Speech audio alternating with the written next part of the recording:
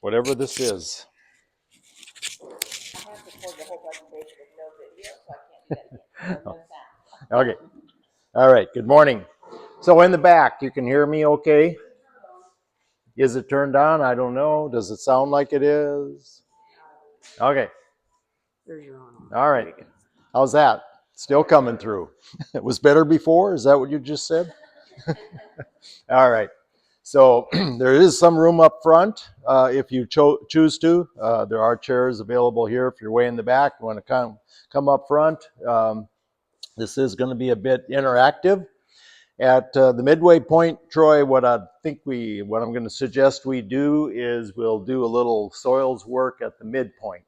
We'll take a little stand-up break and we'll get our hands dirty a little bit and look at some tools and things that you can take home if you choose to. Okay, so appreciate all the soil district people here. So I had spent my background, I had spent 40 years with USDA. I was the monitoring guy, and so I would monitor carbon. And so I knew carbon, I knew these levels of carbon before we moved into newer cropping systems, no-till systems, that type of thing.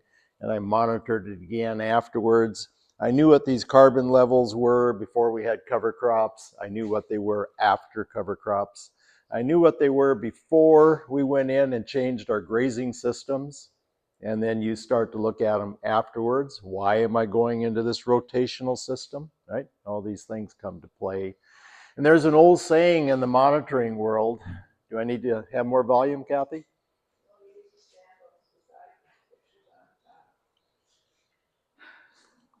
Okay.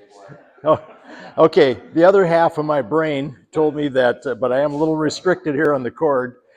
So she's Danish, so don't hold that against her, but she has a tendency to just talk to me after 50 years of marriage. She thinks that she's part of my brain, you know. Okay.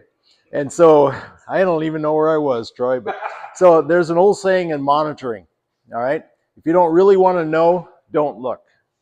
And there's a lot of truth in that because it's a complex system. There's a lot of intermoving parts. Everything's connected. It's nature, right? And so we'll take a look at some things today and see how we do on those. So I work out of Minokan part-time, and the word in the indigenous language means you reap what you sow. So a little bit of respect to those that ran way before us. And then in addition to that, it's a conservation demonstration farm. It's owned by the local soil district. And so the local soil district owns it, makes decisions on how to proceed with this.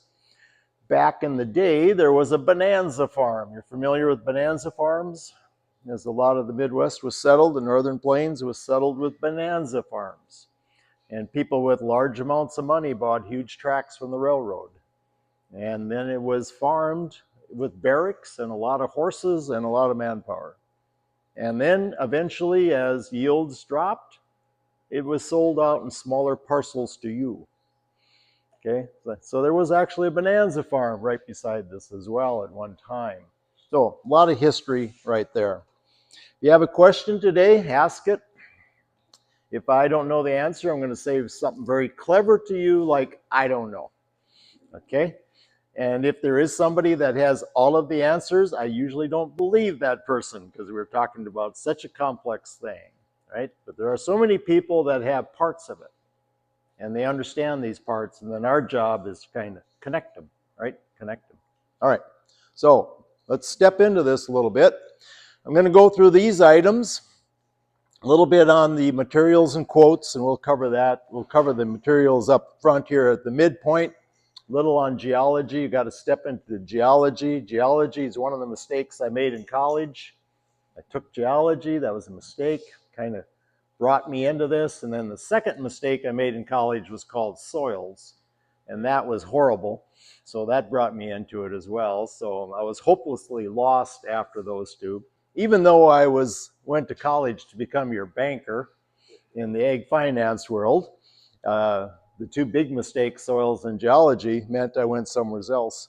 Little on high tunnels, light meters, water. Water is a big item always.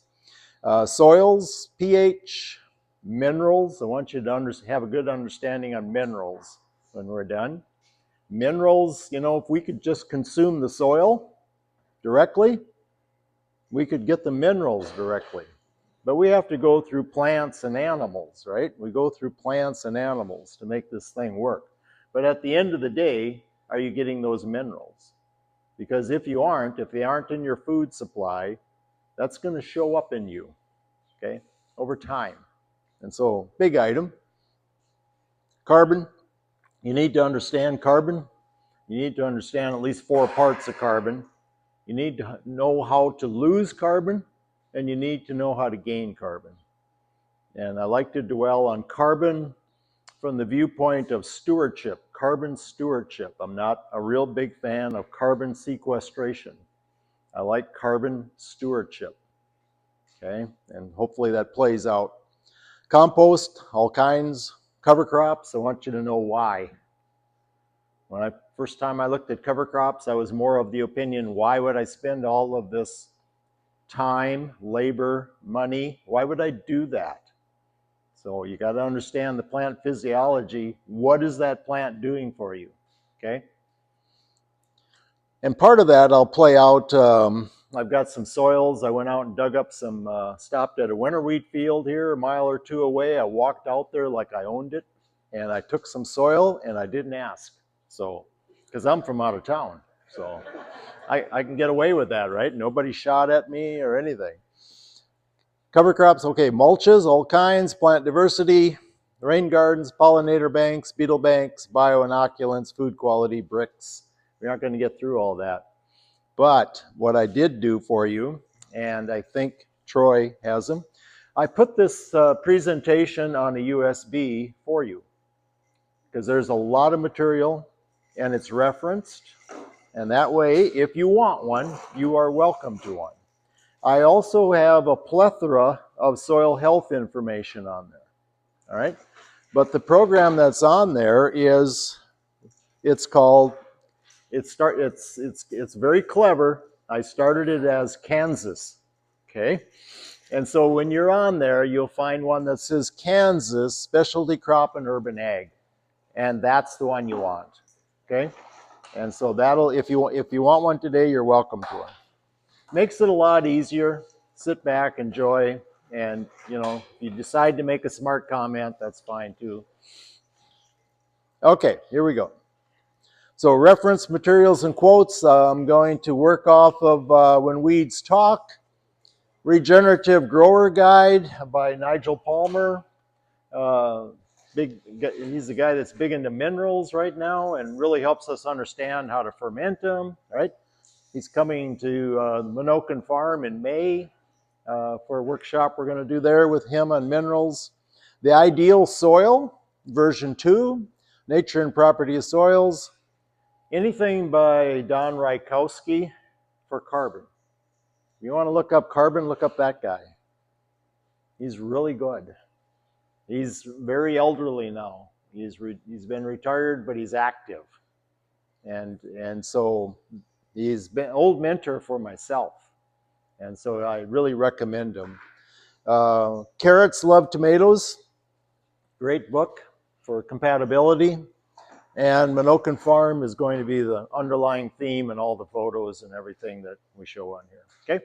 So, soil contains microbes, oxygen, minerals, etc. But humans, look at that. We're about the same as soil. Okay? Your cells are primarily biological in terms of microbes. And so you have more of those cells than you have human cells. Okay? Those microbial cells are very small, but there's a lot of them. You have approximately 4 pounds of microbes in your stomach. Determines most of your day, whether you have a good day or a bad day. Okay? So treat them well. And so also Aldo Leopold, if you haven't read everything by Aldo Leopold, you should. He's a U.S. treasure. And so you can read the almanac. And so the oldest task in human history to live on a piece of land without spoiling it. That's difficult. Why? Because farming is an extraction business. And so what are we willing to put back? What are we willing to offset so we can do it forever, right? Can do it forever. No Free Lunch in Nature by Lael. Really well written. He's one of my recommended authors at the end. Okay, and also you should have a goal. So this is one of my old clients that I worked with over the years. This is his gardening goal. Okay, he wrote this. It's much longer than that, but I just shortened it up for you. My point is, if you don't have a goal for your operation, you should. And so if we were going to work together, I'm not going to work with you if you don't give me a goal. I need your goal. I don't want to be a pen pal. I just need you to put together a paragraph or two and tell me what your goals are, what you want to do. It's going to go a lot better. And so and also if you have multiple people involved, do it as a group. So I really recommend that. His goal on his garden is amazing. It's an amazing place to walk through. You don't like leaving it. And so, that's the gardens in those environments should be relaxing, right? You should feel good when you walk through it. So geology viewpoint, there's 4 items that intersect. So rock, everything started with rock. That's where our minerals were. That eventually became soil. We're talking geology now, right? Geological time. So everything started with rock. And then in terms of life, we had to add life, plants, animals, microbes. So we had to get the life portion, right? And then the atmosphere, carbon dioxide, oxygen, etc. And then we had to have water. And so all those 4 items interface that soil. And so that was our origin, the geology of it. So we go back that far and we start looking at those type things. But everyone needs a little elevator speech, right? So when the opportunity comes and somebody says, what are you doing there? Why are you growing that cover crop? Or why aren't you doing this? Or why'd you do that? You got a place to start from, right? So those in the back, you can see why I was concerned about you being in the back, right? Because you'll have it on your drive, but still. My point on this particular slide is you're a long ways back here when you look at how old microbes are, right? So they're over 3 billion years old. Plants are a lot newer. Plants are, what, 500 million. So microbes go back a huge, huge, long way. How about when people looked the way they are now? That's about 2,000 years. Humans started to look like they do today. 200,000. That's an eye blink, right? Compared to a microbe, and then compared to a plant. Yeah. So we're on the scene really short period of time. Okay. So that kind of makes you worry, doesn't it? That the microbes run everything. Doesn't that kind of give you that feeling? Okay. If it did, you might be right. Okay, high tunnels. I'm going to start with them. I'm going to touch on a lot of different topics. Okay. And so with the high tunnels, this is ours at Minokan Farm. Pretty straightforward. We built our own, nothing too fancy. So we take a look at that. We have a shade on it, and I want to talk about those a little bit as we move into light, because you can get different types of shade, right? One thing good about a shade is hailstones bounce off it. I like that part.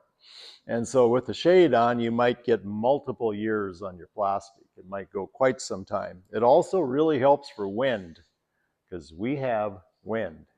And so it helps that environment as well. But that's a 50%. And in my monitoring mind, I'm like, yeah, right. That's 50%. Okay. So I had to get a meter.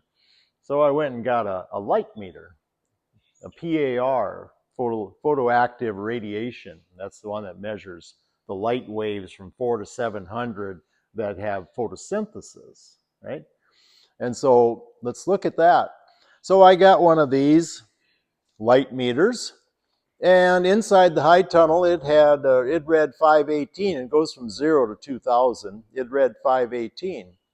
And outside, it read a little over 1,000. It read 1,079. I'm like, whoa, that's a 50% shade. And so you start to see those type things. And then I got a UV meter, right? I got a UV meter, read 13 inside. Outside it read 70. Well, what's the big deal about any of that? Depends on what you want to grow, right? If you want to grow cucumbers and tomatoes, that 50% shade is not for you, right? Because it's going to restrict that. Not enough photosynthesis coming in there. If you want to grow a combination of plants, so you want more cool seasons in there, peas and beans and those type things, that shade is a really nice deal and it really works out. And so ultimately these numbers don't mean anything. Oh, before I leave this slide, can you pick out the days where the smoke came in from the Alberta area? See these really low days here? Those are smoke-filled days. So we get a lot of smoke from Canada in our environment. And so what you're going to find in those definitely affects photosynthesis, definitely affects UV. So ultimately, you're going to take that reading. You're going to take that reading and you are going to plug it into a little formula to get DLI, daily light integral. Now you got a number that you can find what a plant likes. How many of these does a plant need? So the reading on the meter isn't the end. The reading on the meter goes into a little formula and then it converts it to a usable number for you for DLI, daily light integral. So that's a nice way to do that, and then you know that you have enough light for that to happen. So I found out real quick that December, January, and February for us, we aren't going to grow anything in there. If we went to a year-round, we have to definitely add grower lights because we can't do it without. Your environment is a little kinder, okay? But ours, there isn't much light in that 3-month period, right? So we don't have enough light to make that happen. So these are great tools to help you manage a high tunnel, especially if you're looking at a shade or you're looking at, either the UV. If you have really low UV, it affects insects. That's their navigation, right? So if you have a high tunnel, you got the plastic, it's not going to allow much UV.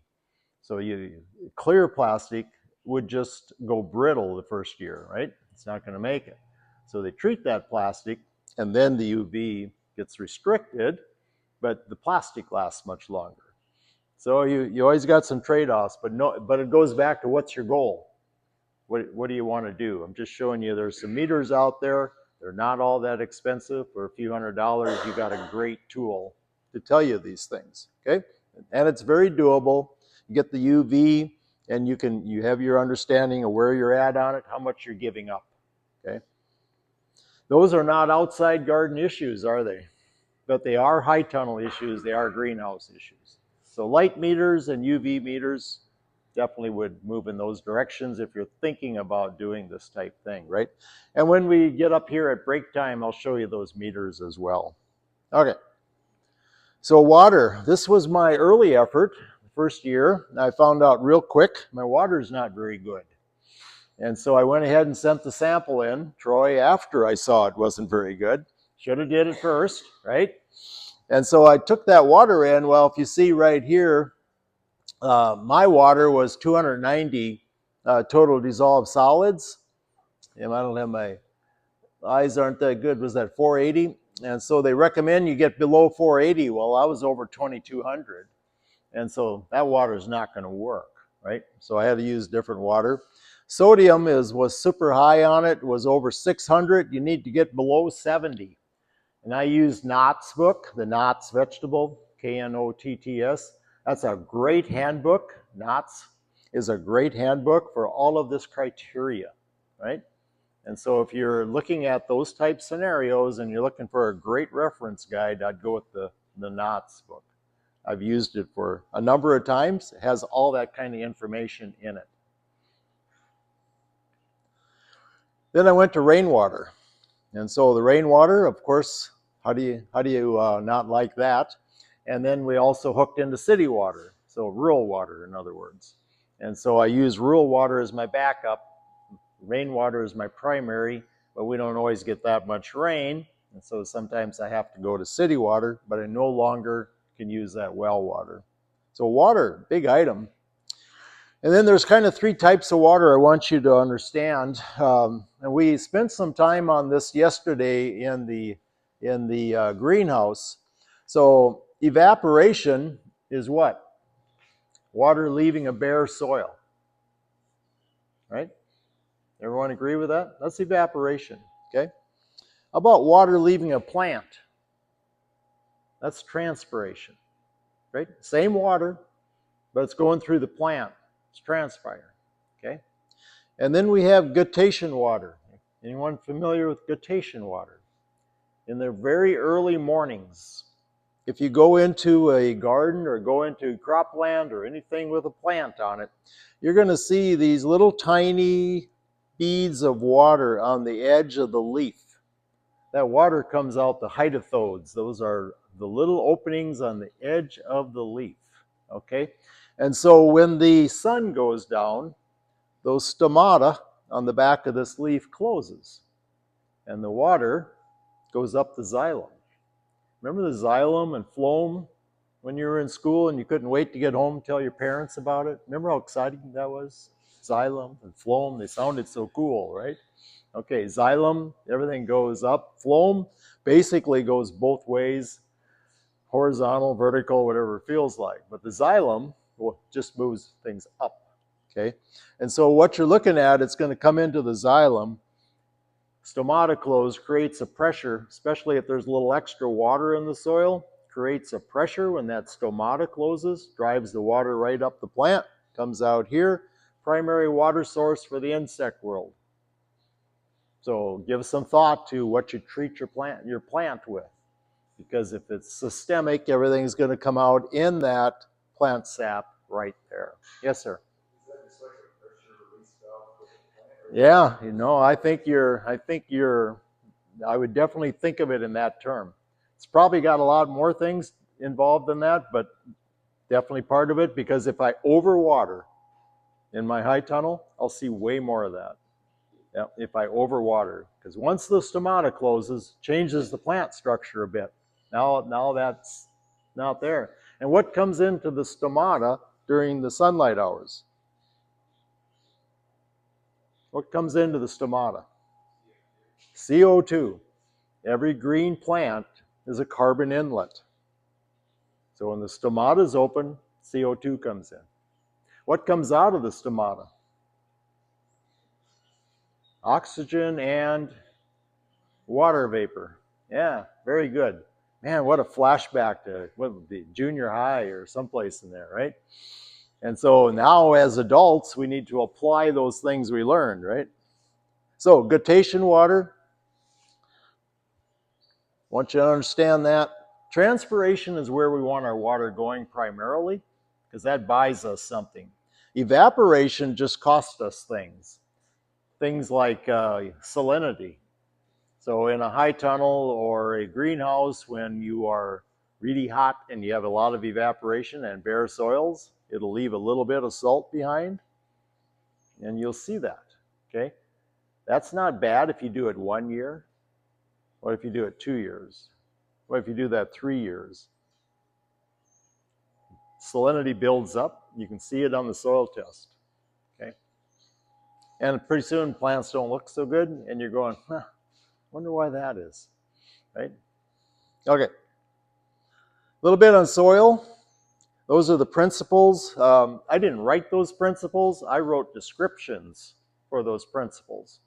So I have an issue, and my issue is no matter how many times I say that, somebody will put an article together and they'll say I wrote them. I didn't write the principles. I wrote descriptions for the principles. Nature wrote the principles, okay? There's a difference.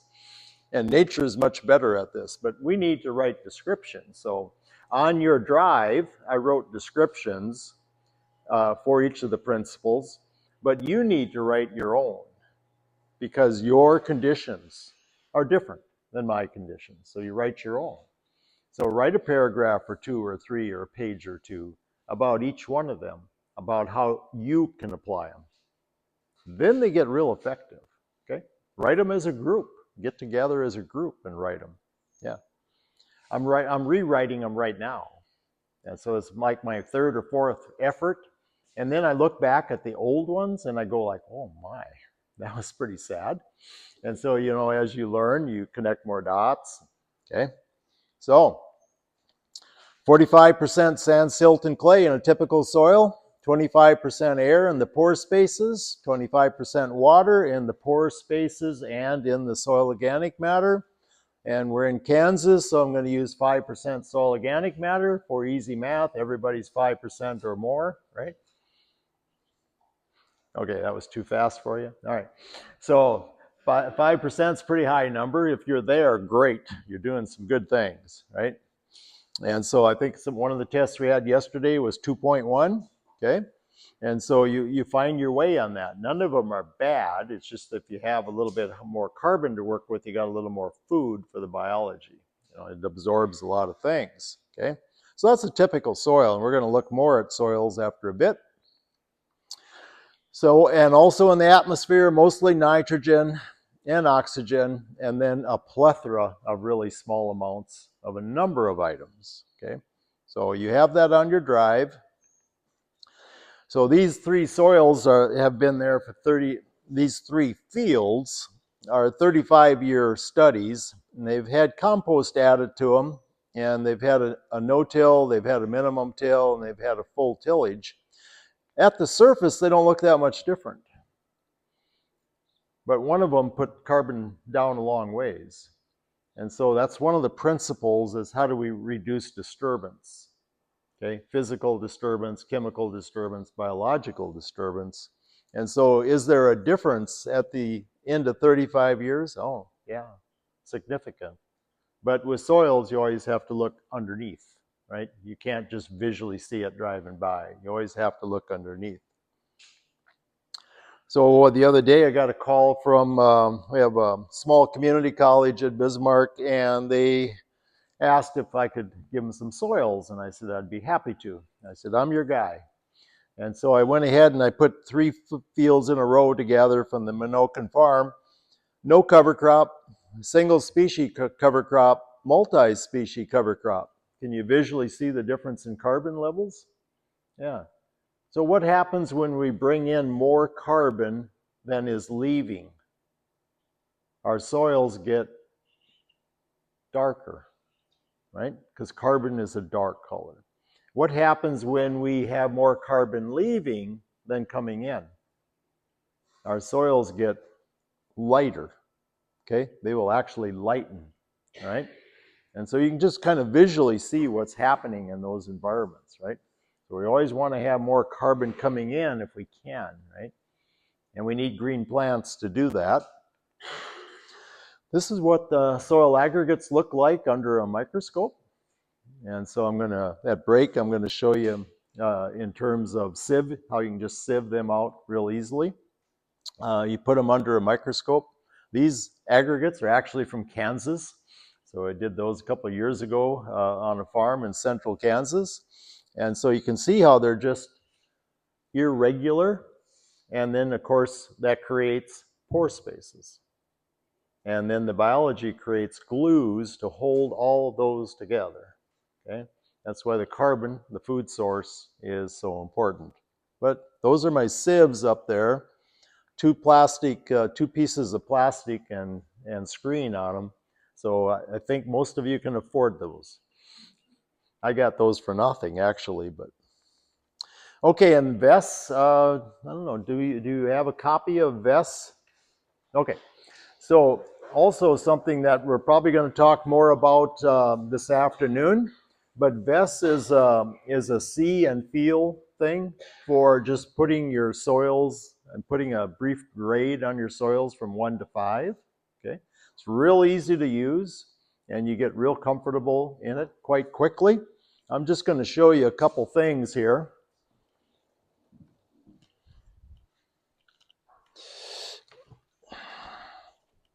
This is a 5. I carry it with me. I built this about 30 some years ago because I didn't know how to build soils.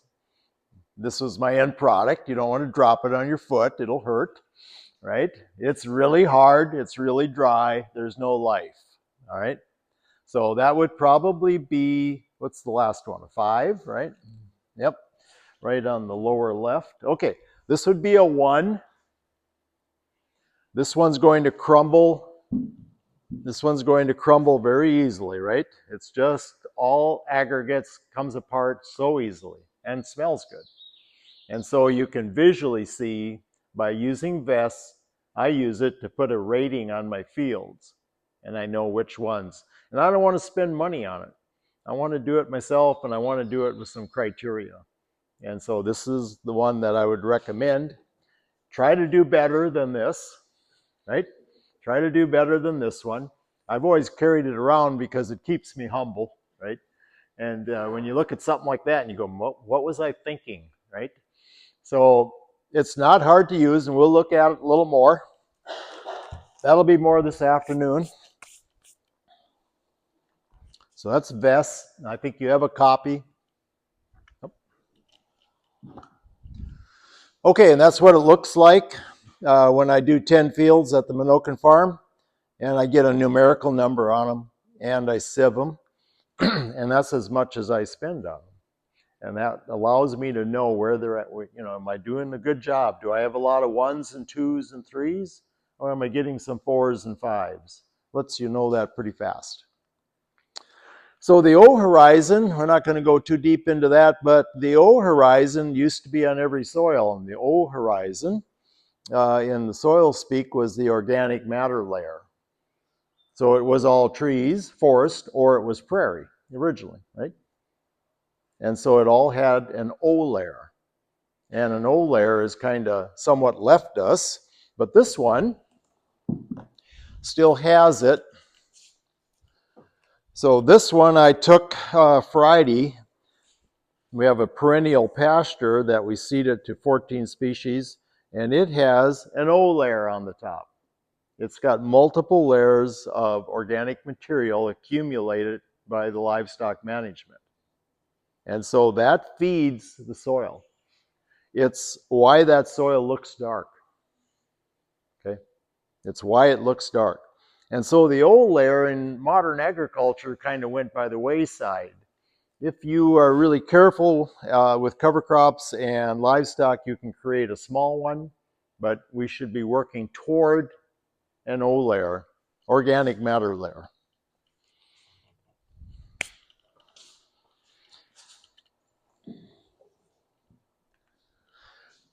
So that just shows when I dug it out, and you can just cut it off with a knife.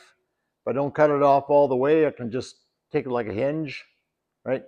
And right underneath the O layer is the topsoil. And there's your A horizon. But it should start with an O horizon. And it seems like in today's world, we don't even talk about much about an O horizon. It's kind of like it's, well, yeah, that was at one time, but not now. Exactly.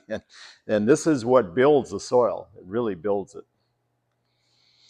And also when we don't have it, so this was a cropland field in North Dakota, and it was a long history of tillage, and it collapsed. So your aggregates collapse eventually. Tillage collapses your aggregates, and you will get horizontal plating, horizontal layers.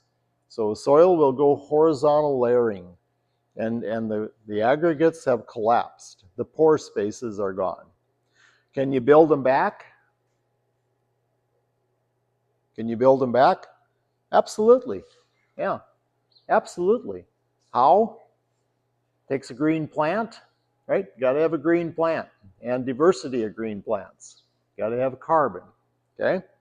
And so is there a little difference between that soil pet I just showed you with the O horizon on it and this? There's a big difference. And that's the difference. That's called, one's called soil health, right? And so you start looking at the principles and you can build that. But ultimately it takes a fibrous root.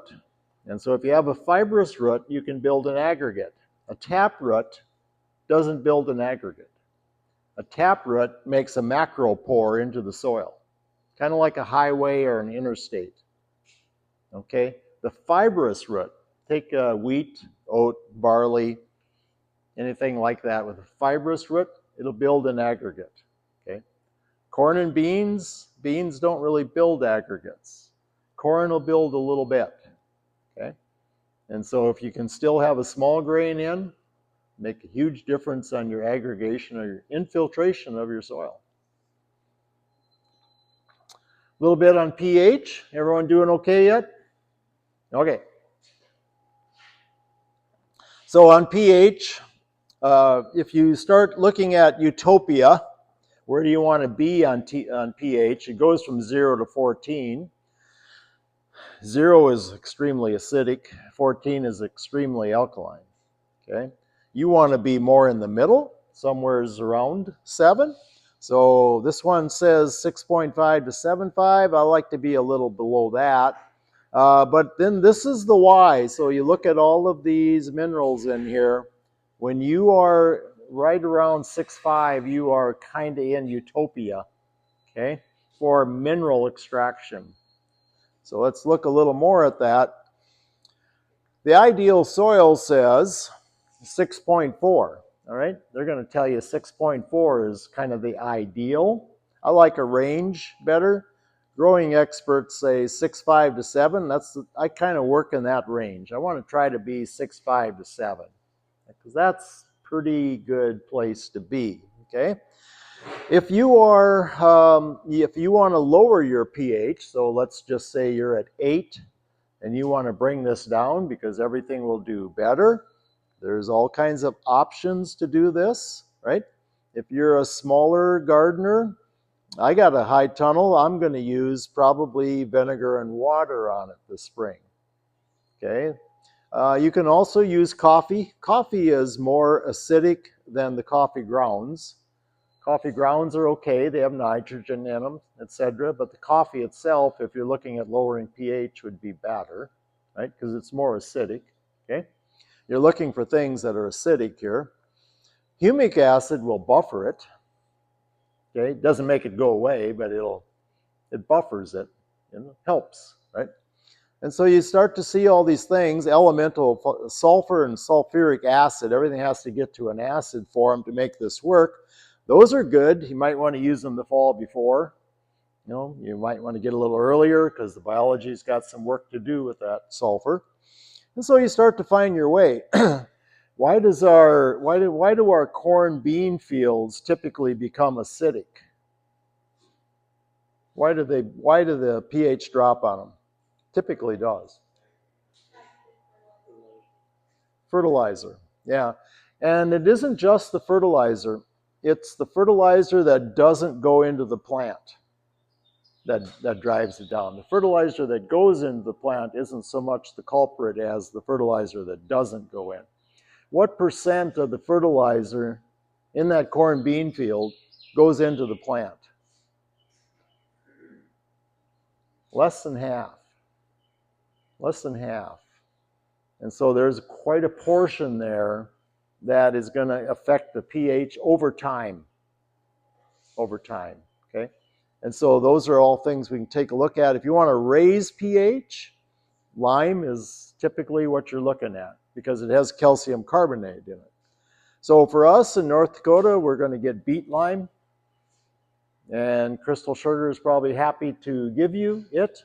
Transportation is going to cost you a lot. And then the application, okay? But that's where typically egg production in North Dakota, it's going to be beet lime. It's what do you have? What do you have in your neighborhood, right?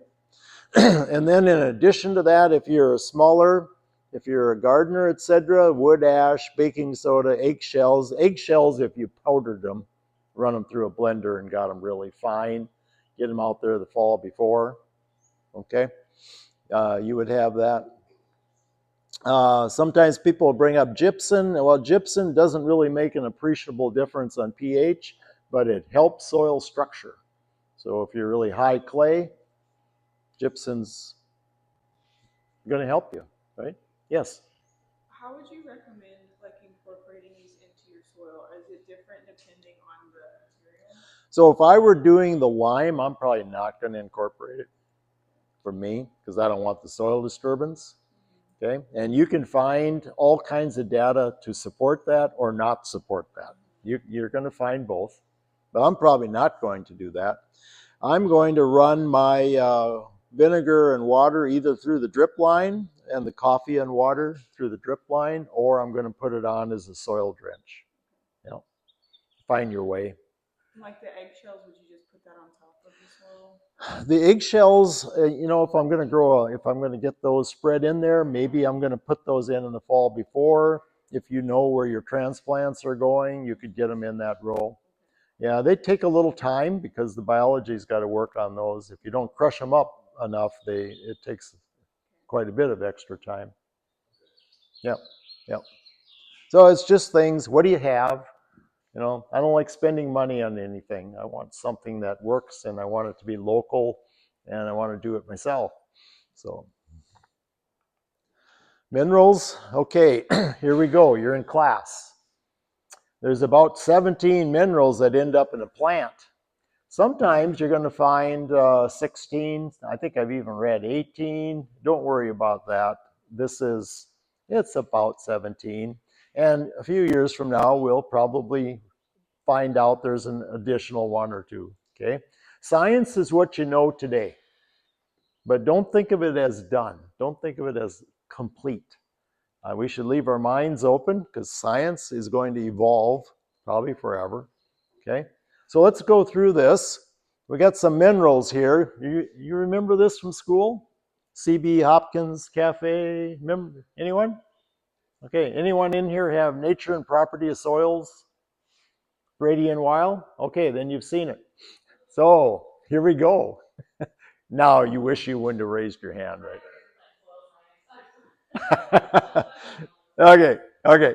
So help me out. Give me a mineral starts with C. Carbon, boron, hydrogen, oxygen, phosphorus, potassium, nitrogen, sulfur, calcium, iron, chlorine.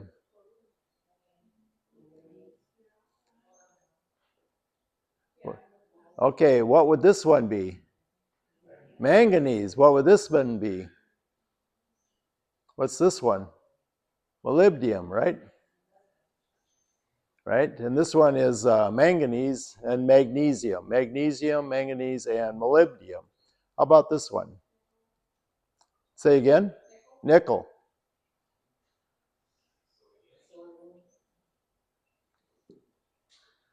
Don't overthink it. You're thinking too hard. It's easier. Copper. Give that man an A. Everyone see it? CU. Copper. Don't overthink it, right? You see how we are in North Dakota? How about ZN? Zinc and manganese. Okay, so there's about 32, but 17 of them or so end up in a plant, and we need them, right? And so now when you think about, if you can remember that little saying, you can get a lot of them, right? You can get a lot of them. Even copper. You'll even get copper, right? Okay. So some of them are negative, some of them are positive in terms of anions and the cations, and some are listed as macro, some are micro. They're on your drive, okay? They're on the drive. So you have that all. And I also tried to reference everything where it came from, okay? And that way you can go to a deeper dive if you choose to. So, kind of an interesting thing because what it does when it needs nutrient, you know, you're going to take the carbon that's in the soil when it comes in contact with water, and it's going to make carbonic acid, right? And now you got an H, and so we can go to the cation exchange site and you can exchange a plus for a plus, okay? I just want to point out though that when it rains in the atmosphere, there's carbon dioxide in the atmosphere, right? So we get an acid rain virtually every time it rains, right? That's a natural process, okay? So sometimes, you know, years ago, some of you remember this, we had all this conversation on acid rain. It's always kind of been with us, really, because every time it rains with the carbon and the carbon dioxide and the carbonic acid, that's how everything continues to kind of mineralize a bit, if you will. Okay, we had to break down a lot of rock over geological time. How do you think that happened? Right? So then you start to understand that process, right? So in the western part of the US, we have a lot of desert. That is mostly what? Rock and sand, right? Would you agree? Eastern part of the US, we have more clays. Why? It's got a lot to do with rainfall. When you have low rainfall, the desert is quite young in terms of a soil. It's quite young. Whereas the eastern part of the US is much older. Okay? It's rain. Eventually, they'll get some clay in that desert too. Okay, but that's geological time. So that's, I don't expect you to read that, but that is Mr. Palmer, Nigel Palmer. I think I referenced his book. So he ferments plants with sugar and breaks it down into a liquid and sends it in for analysis, and that determines the minerals that are in each of these weeds, okay, each of these plants. Some of these plants, calcium for instance, is off the chart. So weeds are huge mineral accumulators. Huge. And why are they always saying weeds are trying to heal you? Well, he just proves it, right? Because they extract huge amounts of minerals, especially deep. Nettles and dandelion, especially, those two, quite amazing. And so you start looking at those and you start to understand this process a bit. And now you know how to name all 17 of them, even copper, right? So you know how to do that. All right. So anyway, we're having him come up on the 8th to teach us this fermenting process. And so I think we'll have a good workshop with him. And this is just one of his recipes. You can look at that. It's on your drive, but it's how to ferment green plants. That's what that one is. All right. And there's a whole list of all of his different recipes he uses. And everything he does is local, just products that you have, okay? That would many times be thought of as waste, right? And so, you know, you got apples at the end of the year, or you got some old tomatoes that maybe didn't make it the way you wanted them. He would ferment those. So if you want to grow tomatoes the next year, he would ferment those tomatoes into that liquid. And now you have the balance of minerals that a tomato already likes. And so he's going to use that material to grow tomatoes the next year after he has fermented it down to the individual parts in a liquid format. So you think about that a little bit. That's taking it to another level, right? But it's taking it there very economically, right? Very economically. All right. Carbon. Troy, what time? 10:35. So we'll go through a couple yet. All right, carbon, I want you to know 4 parts. This is your reading assignment. Just one of your reading assignments is that article, Soil Carbon Stewardship, Thinking in Circles. It's on your drive. I want you to read that article. That article tells you the difference between trying to sequester some carbon into an area that it can never come out of again versus carbon stewardship, which helps you understand the entire carbon cycle.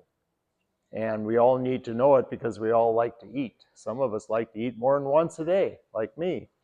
And so I think that's really important. But this is this Dr. Jansen. He's a Canadian, and I think Alberta. He does a great job on this article. I would look it up online. I would read that article.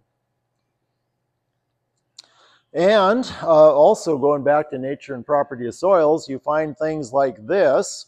So when you look at soil organic matter, it starts out in 3 phases: living, the dead, and what I call the very dead, okay?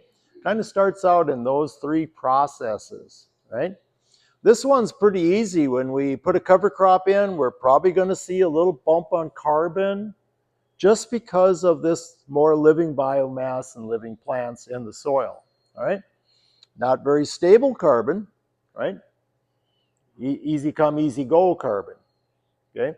But then over time, the biology gets it into this dead dead litter, dead tissue, and then eventually gets more stable.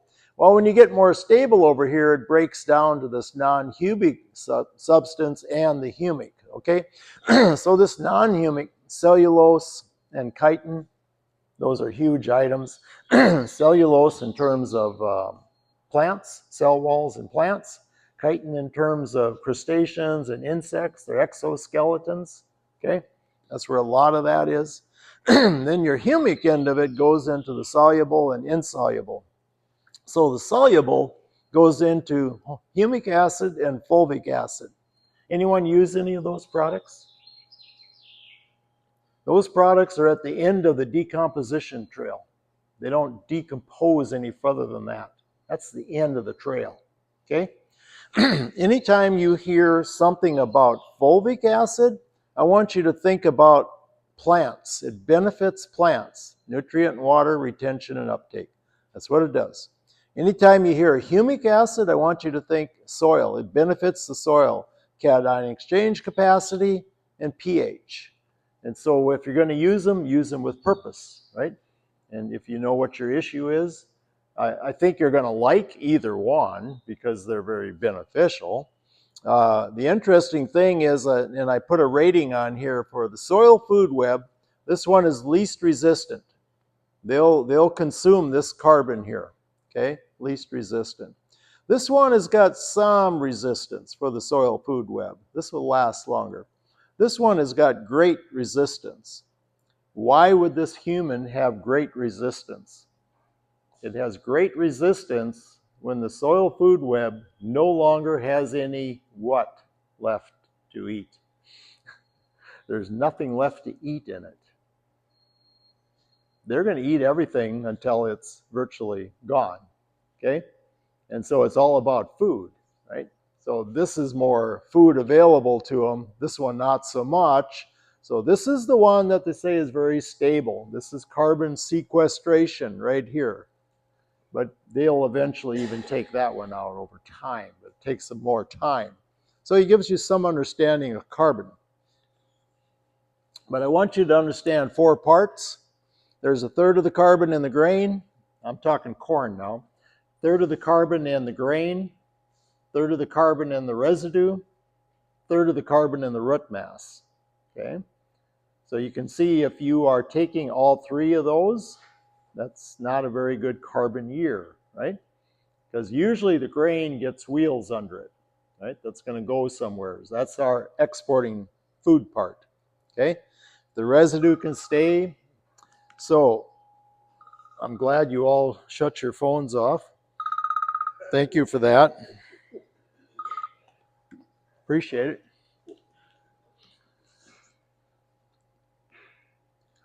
So at the end of the day, you're looking at the 4th part of carbon right here. The first 1 to 2 months of a green plant's life is when it gives the sugar exudates. Okay, have you tasted these? You can taste them. They're not hard to do. The easiest one is a corn plant. You know, when it gets, when it's less, it hasn't tasseled out yet. Dig it up, clean off the root tips. You'll see the yellow plump ones. You'll find them. Those are the ones. Nip them off with your knife. You can wash them off. Chew those. You're going to taste the sweetest taste you've ever tasted. Okay? And so that's carbon. That's the sugars that were processed with photosynthesis. When you taste that, that's a lot different than an old man telling you about it, because you use different senses. And you're like, oh, wow, yeah, maybe that sugar thing is real. And so that first 1 to 2 months, this is also a big reason why you plant a cover crop. You plant a cover crop during a period of time that you normally don't have a plant growing, you're going to get a flush of these sugar exudates. That's the carbon that feeds the biology. Okay? This is one of the primary reasons. So 4 parts of carbon. There's always a portion in the grain. With corn, it's a third. That's an easy one. There's always a portion in the residue. And again, corn is a third. Root of corn is a third. And then there's also the exudate, the 4th part of carbon, the sugar. That's probably the most effective part because it goes directly to the biology. Right? Everything else has to go through decomp, but the sugar is a direct transfusion right into the biology. Okay? Does that make sense? If you understand that part, you can be a crop consultant, right? Because they don't teach that part. When I was in college, they didn't teach this. Okay? That's something you learn as you go. Okay. Probably a little bit yet. Just want to talk about this one right here. Okay, so here's a little test for you. This is my high tunnel. I got raised beds. These are completely off the ground, and I got lower beds. Okay, the raised beds. I got to get a little closer here. So the raised beds are 6.8. pH is 6.8. I'm pretty good with that. Okay, I put that soil and compost in there 10 years ago. Pretty close to, just about 10 years, maybe 9. I'm pretty good with that. It's held. It's really done well. I recycle everything. I got litter, I got cover, never have bare soil. Always put a cover crop in as soon as I can. These in the bottom here, though, are the same soil, compost and soil combination, just like the other, and they're 8.2. Do I want to be at 8.2? No, it's too high, too alkaline. You want to bring it down more neutral. Okay? Why? Why did one hold and one didn't?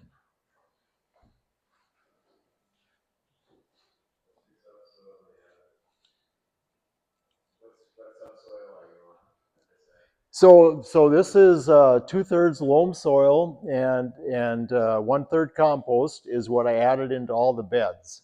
Are you asking what's underneath the bed?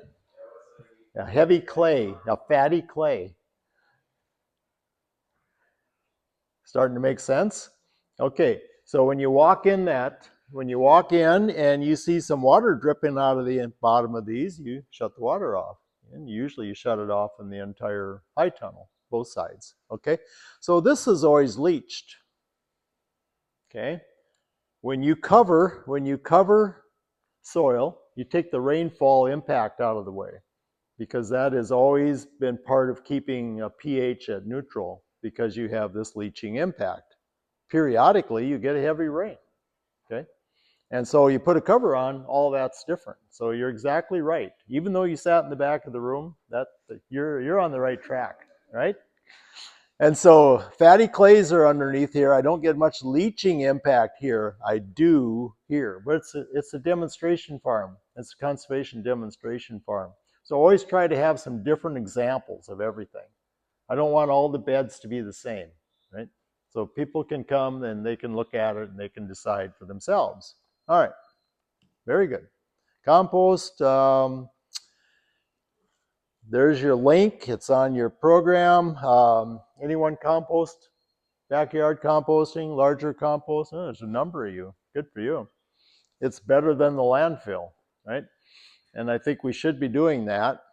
And this was one of my earlier stages of composting. I went and got a bunch of paper and other products and started filling shuttles that I had sanitized and put them all in a static mode. Okay, so I didn't want to step into it with just do one. Who'd want to do just one?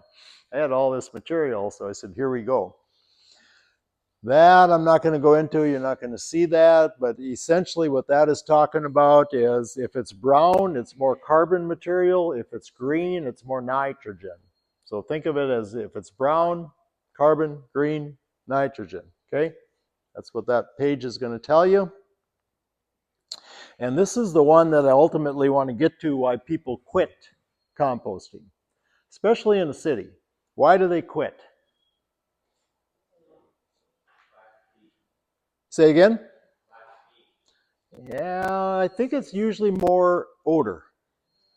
Yeah, a lot of times backyard composters, they start out with enthusiasm, but then one day it smells. And it's like, oh, God. Or the neighbor complains or something, right? And all of a sudden it's not as much fun, right? And so you start looking at these things in an odor scenario, right? It's usually too much nitrogen, not enough carbon. So you need to add brown, right? And so there's kind of a checklist here you can go through to get those people back on track. You should be able to compost without odor in your backyard or anywhere else, okay? So I do composting. We do turned and we do Johnson Sioux static, okay? Do them both. They got to have aeration either way, right? You can't let it go anaerobic. That's going to be an issue.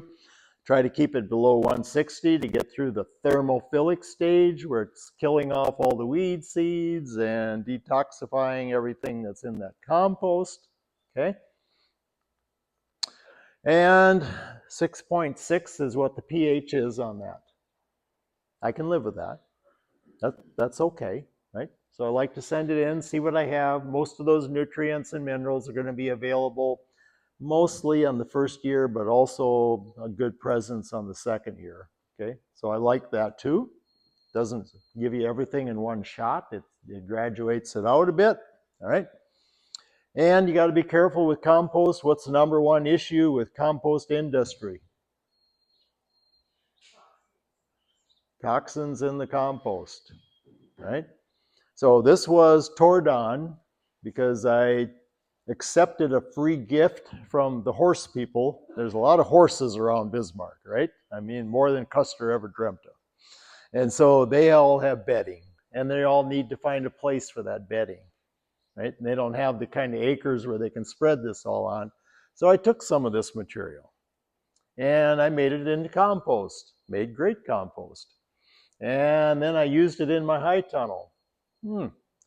Pretty much killed everything. And I had to empty out all those beds. So that's a task, right? My arms were really in good shape when I was done with that. And so I had to empty that out. So I sent that in to Montana State, does those kind of analysis. And they said there was Tordon residue. Okay, got sprayed on the pasture. The horse ate the grass, passed through the horse into the bedding, came to my farm, and we composted it, and that's going to be in there quite a while. So I asked Montana State, how long? Well, they said it'll be about 2 or 3, what do they call them, half-lives. And they said about another 2 years to step it down, and already had been one.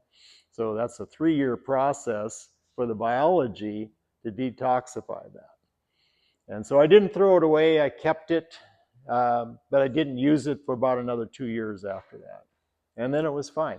So my new process is you take peas or beans or both, a few seeds, plant it in that compost. If they grow with no issue, all your plants are going to be good because they're extremely sensitive, okay? So that's what I do with it now. But I always try to take it from known sources. I no longer accept the free gift. I try to find a source that I know, kind of know the history of. But the easy check is grow a few peas and beans, okay? So I do the static and cover it. You can see the aeration. And then I also catch the leachate because why would I not?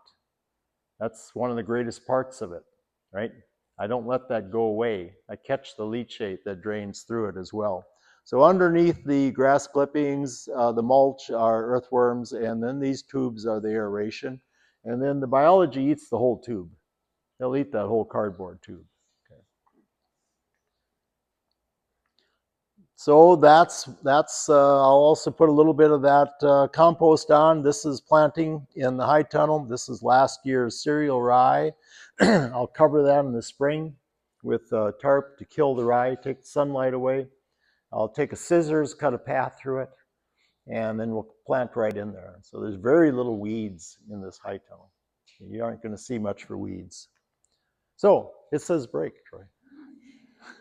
Does that work? Okay. If this is a good time. Yeah, I think we should take a restroom break. Okay, am I coming through? So cover crops in the high tunnel. So when you're in the high tunnel, that's like farming in the tropics. So that's my version of cover crops, one version, okay? Thank you. So you can grow them like this, if you grow them like that, it got pretty big, right? Now it becomes a management item. But what I did here is I did a couple full season years. So I took a bed and I dedicated that year to growing a lot of diversity in it. So in other words, excuse me, in other words, I'm trying to heal that bed, okay? Or you can do a lot of these. So this is a little more of what I normally do, and this one is a combination of cereal rye and another number of things like phacelia and flax and different crops that I put in there, because each one gives a different exudate. Okay? Now you're feeding a more balanced diet to the biology. You get a more robust biology. And those are the ones then that I'll put the rye in there because it's biannual and it builds aggregates, right? So now I'm getting a flush of carbon sugar right there. First 4 to 8 weeks of a green plant's life. So there it is. I use a lot of different species, again, for that same reason, okay? I don't like to see the soil, so I'm going to try to I seed it pretty heavy. Okay, I want a thick mat. I don't want any soil showing. And then I cover it because I want to terminate it with taking away sunlight. Okay, lots of different ways to do that. So you can see what it looks like on the right afterwards. And you can see why it's rather weed free, right? Makes a nice environment. This one on the left, I cut it 3 times with kind of a shear lopper, if you will. Excuse me. And why do I cut it? Why did I cut it 3 times? Anyone? Say again? Like seed heads? What did you have? Yeah, I didn't let it seed out. That's one item. What happens when cattle graze on grassland? What happens with those plants after the cattle leave and go to another paddock? What does it do? It regrows and it sends out more sugars. What happens when I lop the plant off? I'm not a ruminant, but I can act like one. And so what happens if I trim it down some and I let it regrow? New flush. So see, I'm cheating. So I'm getting 3 flushes of carbon in there. So you can do a little manipulation like that if you choose to, right? And so it's another way to harvest more carbon, okay? And then I took this picture at the end of March. That's what it looks like now. And so I'll go ahead and I'll size it up a bit with that same lopper. I'll kind of cut it up a bit. So size it up a bit. And then I share it. If I have beds that don't have enough cover, I'll go to a bed that has too much cover and I'll share it a bit. Nothing goes out the door. That's all my minerals. Why would I throw them away? Right? Think about that. Why would I want to throw that away? So I'll size it all up, distribute it out amongst, I got 15 beds in there, distribute it out. I want all the minerals to stay in there. It's a recycle, recycle, recycle, recycle. Okay? Same thing out in our cropland. We can put it on with drones, or we can drill it in earlier. Okay? Drones work for us some years in terms of if we get a little precip after. Makes for a fairly nice little stand. Mulches. This is sweet corn. That's just a straw mulch. Okay? But it's a heavy one because I don't want to fight weeds on it. And I don't want evaporation. I want transpiration and guttation, but I don't want evaporation because then I leave salts behind. I like paper because it becomes food. It's carbon. It becomes food as it decomposes. Now you added food to the soil. So I like paper. That one's pretty thin. We actually took our shoes off when we put that one on because if your shoe can actually step through that one. So once it's on, you're good, you know. And then we seal it with mulch. So that's how we tied them together. Did you have a question?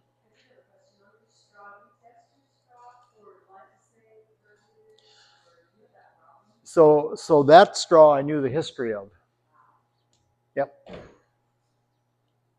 That straw I knew the history of. So I like the paper. There's all kinds of ways to do this, right? I liked alfalfa. Cardboard. Cardboard works too. Cardboard gives me more than 1 year. I can usually get 2 years out of cardboard. Then it all becomes food. This is alfalfa. This is potatoes. This is potatoes, but it's growing. They're growing on top of the soil. Okay, so there's 6 to 8 inches of alfalfa on top of the potato. So after the potatoes are put on the soil surface, then we put alfalfa on, about 6 to 8 inches of alfalfa hay, and then and then you have to walk away, right? Because you want to stand there and stare at it because you think you should do something more to it. You walk away and let the potatoes grow. Okay, and then if you may or may not be able to tell this, but there's a few vine crops in there. There's a few gourd or squash plants in there, and they fill in any areas where the potatoes are a little weak. They just come right in for the sunlight, and so the two together make a nice scenario. And then when you harvest these, you just lift the plant up. Okay, so it's underneath the alfalfa. That is also the most nutrient-rich part of next year's garden, because all that alfalfa decomposed into the soil. Alfalfa is rather nutrient-rich, low C/N ratio. Okay, I use alfalfa because of our wind. I can use straw, but I got to anchor it. But alfalfa, I can get away with just putting it right on the soil surface. Don't have to anchor it. Okay, in our environment.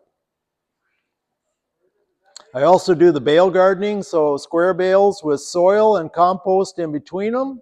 That's how I grow my sweet potatoes. Sweet potatoes don't grow in North Dakota, but don't tell me that because we grow them here. And it works pretty well, but they like this kind of environment.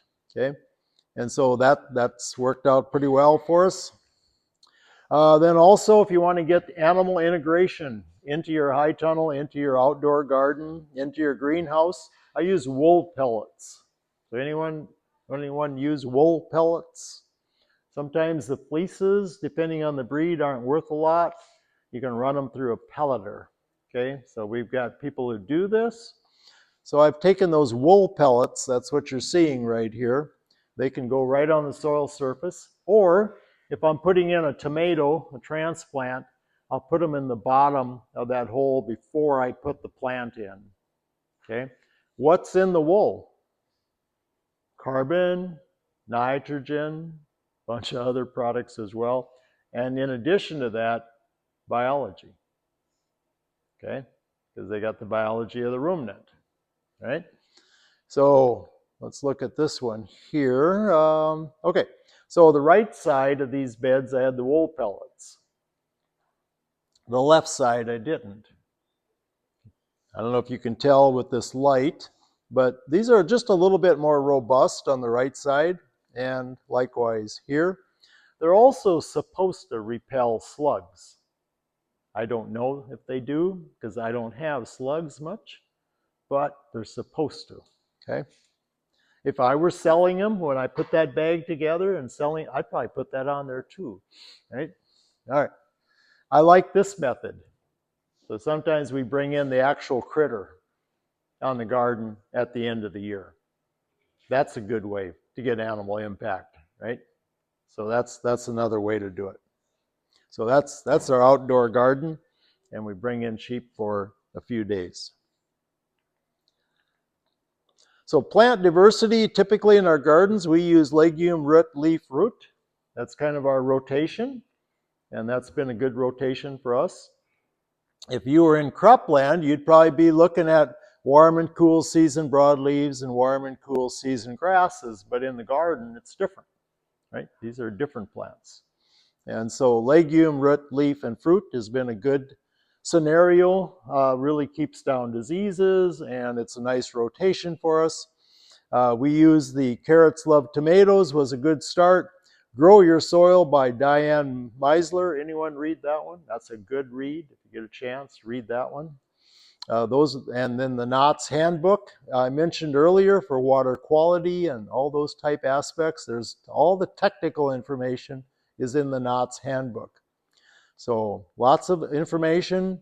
Also stepped into the things to avoid. These are all the ones we try to avoid based on carrots love tomatoes.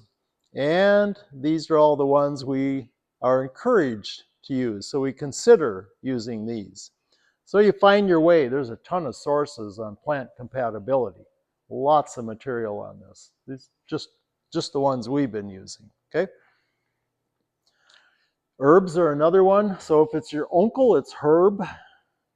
If it's a plant, it's herb. Is that right? But if it was your uncle, it'd be herb, right? Okay, that was just a little joke. Okay, I'll keep moving. You have an uncle named her? No, I like your joke. Yeah, and they are a complete world unto themselves. So I've been learning about those, right? So this is a big world, and there's a lot of them, right? And so I started out growing them together. I started putting all the uncle herbs together in one bed. So all the herbs went together in one bed, and I'm looking at them. I'm observing them, right, for the summer. And then after that, I started putting them into the production systems, right? Plant compatibility, because things taste better. You get more taste. You get plant compatibility.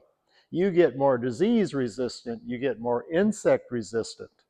Huge difference. Nothing an insect loves more than a number of the same plants in a nice row with bare soil. That is made for an insect, right? And as humans, this is our thoughts on efficiency, right? That's how humans are geared. Okay, so lots of different combos in the Minokan high bed there. Onions and carrots, leeks, spinach, cucumber and dill, chives and carrots. Continue on, chives and Swiss chard, auroch, spinach, leeks, all kinds of combinations, right? So all this produce goes to the food banks in Bismarck. We get the data, and we bring in all this into the soup kitchens. And so we have the best fed homeless in North Dakota. By default, maybe, but they are doing well. And so you can see there's all kinds of combos. Then I stepped into flowers. The first year I grew the flowers, I didn't tell any of my coworkers because I didn't want them to think I've gone into the flower business, but I did. And I grew these annual flowers, and they just took off, and I was so impressed with that plant. I thought, my goodness. And so I started looking at them. When you're growing these, you want color. So you want reds and oranges and yellows. Why do you want the diversity of colors? It attracts the insects. Okay? It attracts them. So in the insect world, you need these colors. And so the balsams, for instance, can have how many different colors? 4, 3, 4, pretty easily, just in the balsam. The zinnias, if I use the giants, they grow to the ceiling. So I usually use the smaller ones. Tomatoes, basil, and parsley, nice combination. Like that combo. Okay? Muskmelons and marigolds. This one is works really well for us. Parsnips are real slow, so we plant them with radish, and so we in the same row at the same time. And the radish get harvested out, and the parsnips are still slowly coming. And so that makes a nice combination. Really like that. Okay. And the color, as I mentioned, all kinds of colors, but you want the diversity of colors because I'm looking for the insect world. Okay. Beetle banks. This is a beetle bank, not the 1960s beetles. Okay. These are the little critters. All right. This is the largest insect order. It wants a little raised area in the center. So about 6 feet wide, can be any length. Doesn't matter. Can be half a mile, can be 100 feet, can be any length. Okay, but about 6 feet wide. A little bit raised so the water drains off of their little homes that are going to ultimately be in the root mass of a perennial plant. Okay, native grass. So we put them in as plugs. Ours is 300 feet long, looks like that. Okay, it has an effective zone of about 750 feet in all directions. Okay, so it's a beetle bank. And these are the plants that I use. These are all native to central North Dakota. Yours would be different, right? Yours would be different. And so you start looking at how to build this. And one of the reasons we're building it also is we do deal with a number of urban clientele. What's the largest irrigated crop in North America? In America? Kentucky bluegrass lawn. So a Kentucky bluegrass lawn is the largest irrigated by acre crop in North America. We need to get some plant diversity into that Kentucky bluegrass lawn, right? That can do a huge amount of good. And so what I typically do is I'll take these, and we like to use the transplants. So I'll typically take those, and you'll maybe have them for sale in the spring. We do kind of a spring day for urban clients for tree stock. We'll also do grasses, and we'll also flowering forbs. And so they'll get bundled up, and if you're an urban person with a backyard, you can take 3 or 4 of these plants and put them, make a beetle bump. Okay, won't be a beetle bank. And maybe it's an area the size of a table, and you're going to put 2, 3 plants in there, and you can make it as pretty as you want, and you're going to let them evolve, and they will look beautiful. And all the life that's in your backyard will be in that one small area. It won't be in the Kentucky bluegrass. It'll be in that area, okay? So this is a way that we can address things like Kentucky bluegrass.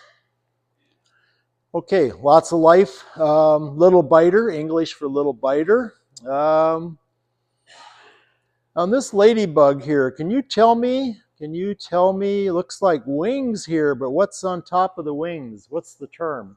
What do you call that? What do you call that hood on a beetle? You've watched a beetle fly, raises something up, and the wings come out, and it takes off. But what do you call that? Did I hear? Elytra. That hood is an elytra, right? Look it up. So they'll raise that elytra up, and the wings are underneath it, and then they take off, right? So it's a pretty fascinating little creature. And we used to have habitat for them. This is a huge order. Okay. So you can see something different in there every time you walk through there. So it isn't just beetles, right? If we added the pollinator, we added the flowering forbs, so you know you're going to have pollinators in there as well. So it's just something we can do. Slughelp.com is a great resource. So if you go to slughelp.com, all of these like to consume slugs. So in our garden, in our high tunnel, we have toads. So you can have a little toad house. You can make it toad friendly. Okay, snakes do a great job.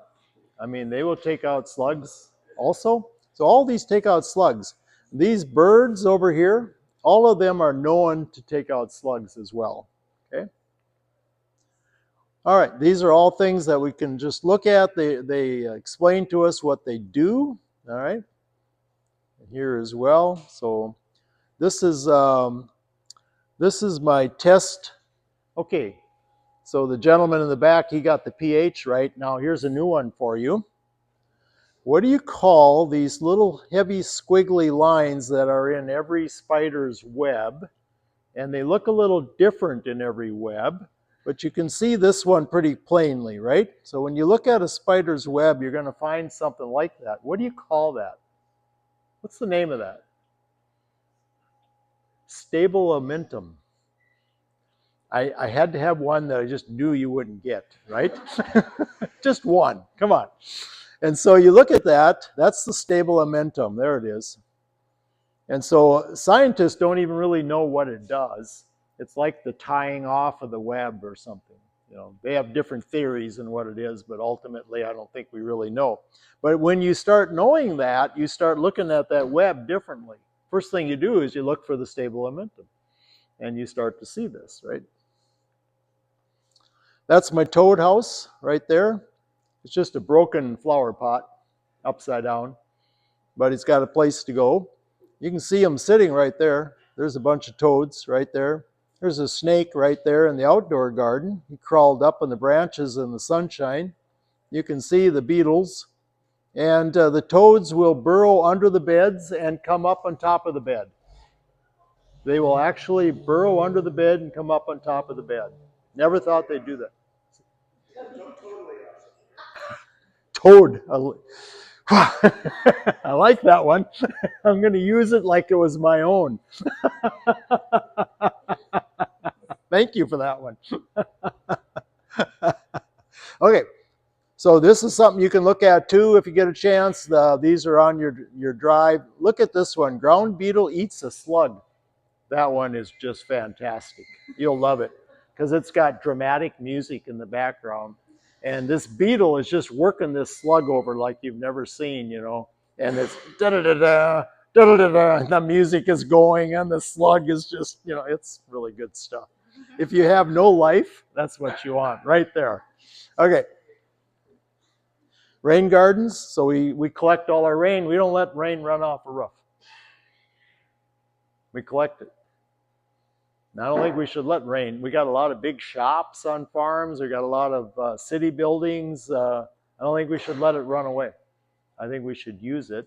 So it goes into the rain garden, like so. This one goes underground and comes out in the rain garden. This one goes directly in, okay? So I think, what time is it, sir? You've got to help me. Okay, you tell me when you want to.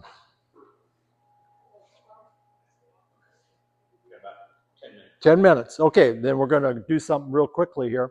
We also do our own bioinoculant. We put a coating on a seed, okay? And we build our own, we use our own, okay? Because it's us, it's our product, it's our materials, it's our local biology, right? I don't want to bring something in. I want it to be local, okay? So why are you putting biology on a seed? There's already biology inside the seed, and there's already some biology on the outside of the seed, all right? And it's like putting the biology on enhances the environment it's going to germinate in. And that's going to determine how healthy that plant is. It's also going to determine how disease resistant it is. So you think about it like birth, okay, like a calf or anything, or even a baby. So when the plant germinates, that's a lot of when it gets determined. So I want it to germinate in that high microbial environment because it's going to have to live in that environment. And so you start looking at that. I've done the extractions and the brews over the years. I did that. And then I started collecting the rainwater, and I'd bring the worms in over winter. I put them in something like this on Wednesdays. Wednesdays is Watermelon Wednesday. So on Wednesdays, they get watermelon. Okay, they don't have to, but they like a treat. So they get a little yum yum. And it kind of shows you they do a pretty good job of increasing over the winter as well. So they're pretty heavily populated. They control themselves. I collect the leachate out of something like this with a cover on. You can see it's pretty simple. It just goes by gravity. And you got to have rainwater. You can't use city water. You can't have chlorine and chloramine because it'll kill it. Okay, that's what it's designed to do. It's effective, right? But you can do it with rainwater. And then when we put the extraction on, that's the leachate. That's a pail of it right there. And so then this plant can be soaked, and these can be soaked. And then it's on the seed. Or you can put it into the seed trench. Nothing wrong with that. Put it right on the seed trench, okay? And so then I send it in for analysis at the Molecular Research DNA Lab. I want to know like how many phylums of fungi, phylums of bacteria. This one had 370 species, some have more. And so you start to understand high microbial environment, right? But this high tunnel, that's what it runs on. So there's no commercial fertilizer, no fungicide, no insecticide. no herbicide. And so it'll get that when it's planted, and it'll get the leachate usually twice during the growing season as a foliar on the leaf. Okay. If I have aphids, yeah, a little sugar with it. If I don't have aphids, I don't need the sugar. So,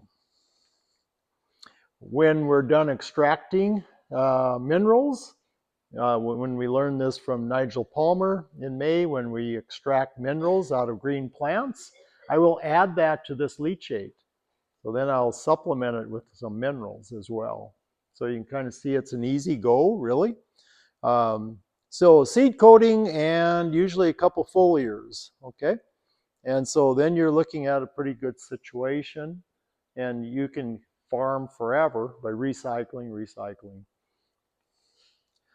What happens to the biology? There's a big difference even in our outside. These are outside fields at Minokan Farm with covers in the corn, without covers in the corn. There's a little difference in biology. Yeah, just about double.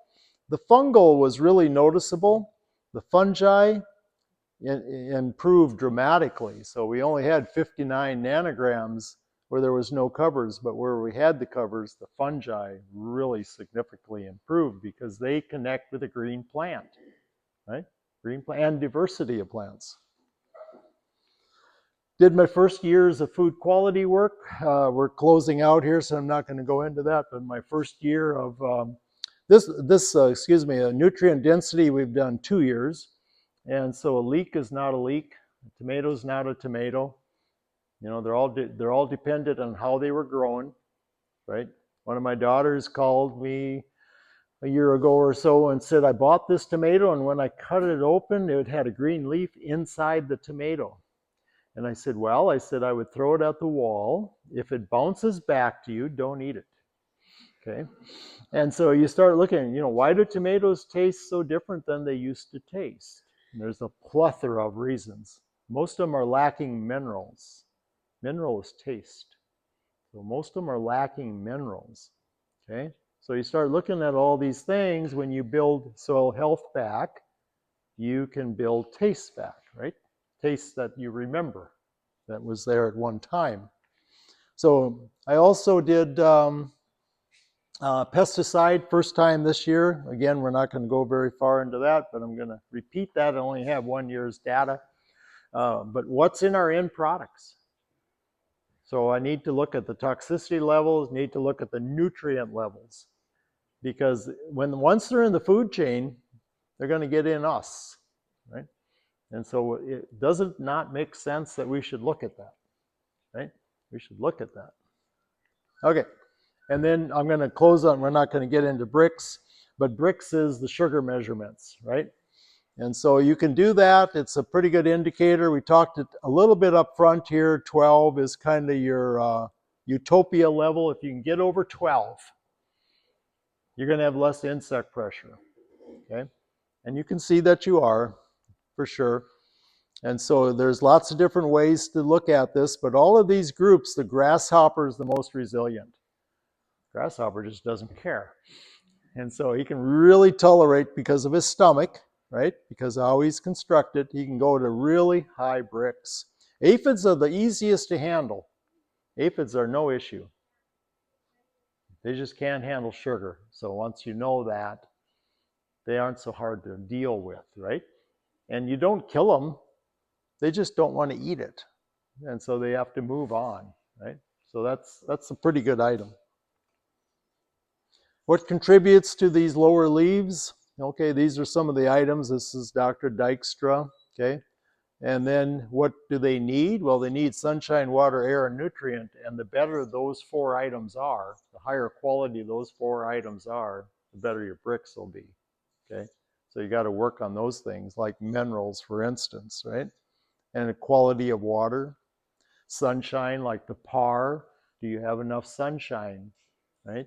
And especially if you're looking at using a shade. Then I did all kinds of bricks last year. We did a brick study. This is an open OP corn, open pollinated corn, okay?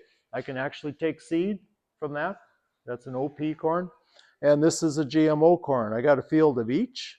Was there a difference in the bricks? Well, the OP was 11.4. and the GMO was 10.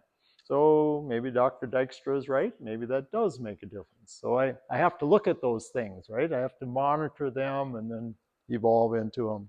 Okay. Same way in wheat. We had wheat here with no pesticide, none. We had a clover understory, and we had a wheat field here that was sprayed with a herbicide. Was there a difference on the bricks? Yeah, it went from 17. This one was 15.4 average.